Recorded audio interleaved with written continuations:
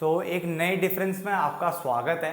ये डिफरेंस री इंश्योरेंस और डबल इंश्योरेंस के बीच में होने वाला है। ठीक है, काफी अच्छा खासा कंटेंट लिख दिया मैंने आपके लिए। ठीक है, और आराम से याद भी हो जाएगा। बस आप ध्यान से सुनिए और जैसे जैसे मैं पॉइंट पढ़ाता जाऊँ उनको नोट डाउन भी करना। ठीक है, बट जैसे मैं पहले एक पॉइंट पढ़ाऊंगा आप नोट डाउन कर सकते हो, फिर दूसरा पढ़ाऊंगा फिर नोट डाउन कर सकते हो। ठीक है ना, तो ध्यान से सुनते भी रहना साथ साथ में। तो स्टार्ट करें। तो सबसे पहले मीनिंग की बात कर लेते हैं। इसने बोला it implies an arrangement where in the insurer. बेटा इंश्योरर मतलब होता है इंश्योरेंस कंपनी, यानी जो इंश्योरेंस करता है हमारा, यानी हम तो करवाते हैं वो करता है। तो इंश्योरर यहाँ पे इंश्योरेंस कंपनी है। क्लियर हो गया। तो उसने बोला ये एक ऐसा अरेंजमेंट की बात कर रहा है जहां पर insurer transfer a part of risk, यानी वो ट्रांसफर कर देता है अ पार्ट ऑफ रिस्क, यानी रिस्क का कुछ हिस्सा वो ट्रांसफर कर देगा by insuring it with another insurance company. यानी इसका मतलब क्या हुआ, मैंने मान के चलो किसी इंश्योरेंस कंपनी से अपने किसी प्रॉपर्टी का इंश्योरेंस करवाया था।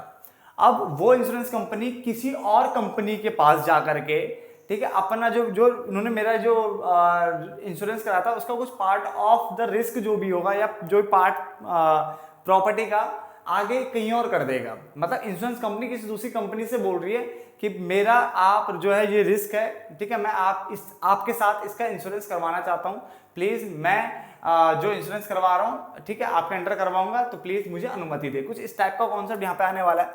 तो उसने बोला इट इंप्लाइज एन अरेंजमेंट, ये एक ऐसा अरेंजमेंट है जहां पे वेयर इन द इंश्योरर, यानी इंश्योरर जो होता है वो ट्रांसफर कर देता है पार्ट ऑफ रिस्क, यानी रिस्क का कुछ पार्ट वो ट्रांसफर कर देता है। ठीक है, कैसे, उसको बाय इंश्योरिंग इट, यानी उसका इंश्योरेंस करवा के विद अनदर इंश्योरेंस कंपनी, किसी दूसरी इंश्योरेंस कंपनी से उसका क्या करवा देता है, इंश्योरेंस करवा देता है।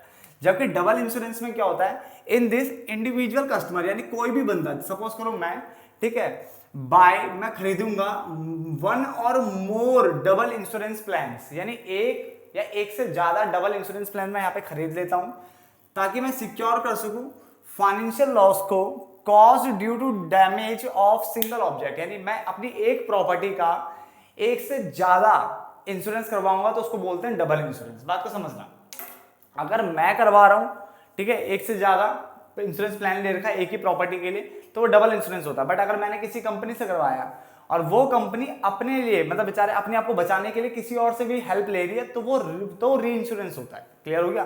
तो समझना, तो it implies an arrangement where in the insurer transfer of part of risk, यहाँ पे इंश्योरर पार्ट ऑफ रिस्क को ट्रांसफर कर रहा है बाय इंश्योरिंग इट, उसका इंश्योरेंस करवा के, किससे, with the another insurance company. But यहाँ पे क्या है, इंडिविजुअल कस्टमर बाय कर सकता है वन और मोर डबल इंश्योरेंस प्लान, यानी एक या एक से ज्यादा डबल इंश्योरेंस प्लान या प्लान ले सकता है।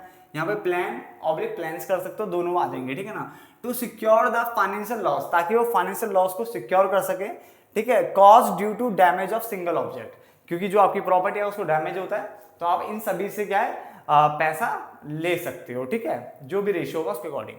आगे रिलेशन की अगर हम बात करें तो it is related with the insurer, यानी ये इंश्योरेंस कंपनी से रिलेटेड है, that is insurance company. Insurance मतलब इंश्योरेंस कंपनी, मैंने बता ही दिया था आपको।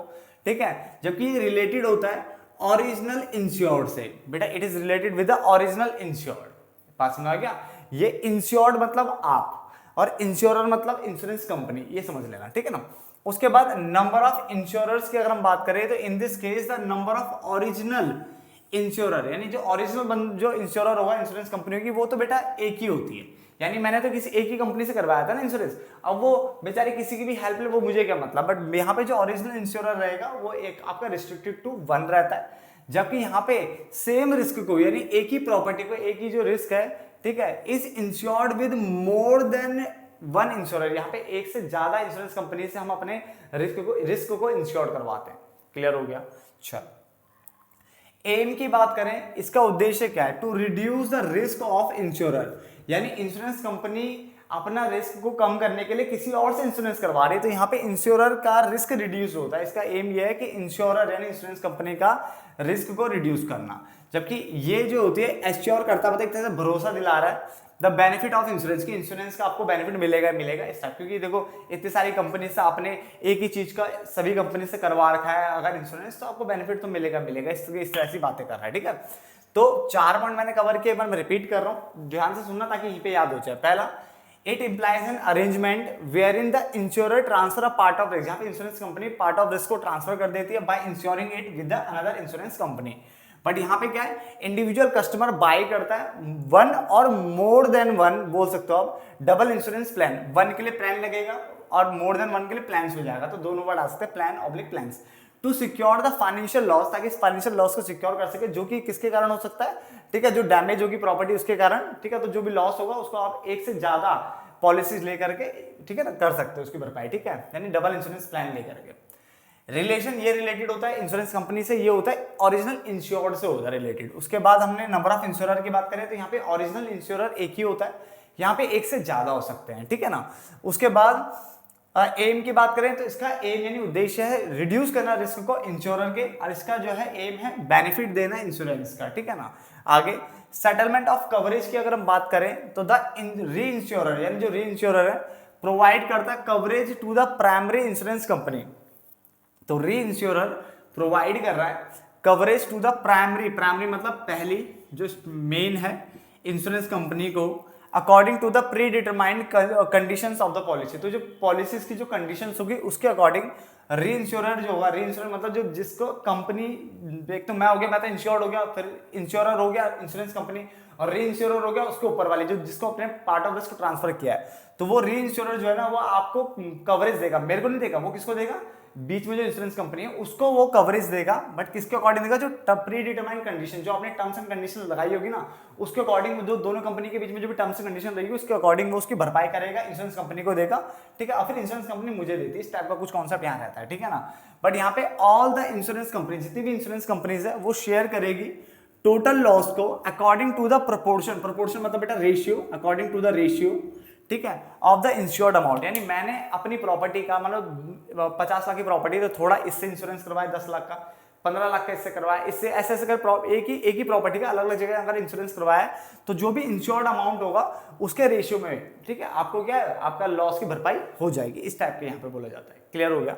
देन उसके बाद अगर हम बेनिफिशियल की अगर हम बात करें तो it is beneficial for insurance companies, ये इंश्योरेंस कंपनीज के लिए बेनिफिशियल है क्योंकि बेचारा उसका पार्ट ऑफ रिस्क जो है वो ट्रांसफर हो रहा है और रिड्यूस भी हो रहा है रिस्क, ठीक है, तो बेनिफिशियल फॉर इंश्योरेंस कंपनीज, ठीक है। जबकि अगर हम बात करें ये बेनिफिशियल है जनरल पब्लिक के लिए, खासकर किसमें बोला, in case of insurance life insurance policy, तो लाइफ इंश्योरेंस पॉलिसी के केस में जनरल पब्लिक के लिए बहुत ज्यादा बेनिफिशियल है कि उसको पैसा मिलेगा ही मिलेगा। क्लियर हो गया।